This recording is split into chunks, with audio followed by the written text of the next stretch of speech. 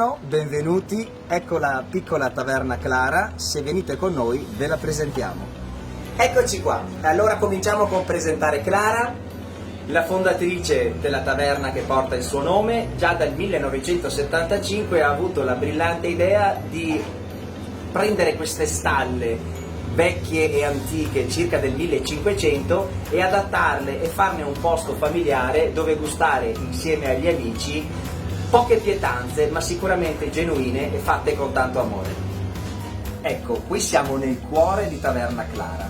Questa è proprio la stanzetta che nel 1975 è stata adibita, allora c'era un camino a vista, come sala per accogliere gli ospiti. Clara cucinava le braciole sulla griglia, sicuramente erano tempi molto diversi da quelli di oggi, ma il calore, l'accoglienza e far sentire la gente come a casa propria, questo si è mantenuto poi nel tempo. E qui invece siamo nella saletta nuova, potremmo chiamarla stube, visto che c'è la sua stufa a olle. Anche qui erano stalle vecchie che abbiamo ristrutturato l'anno scorso, sempre per poter accogliere al meglio i nostri clienti. E adesso facciamo un salto veloce in cucina.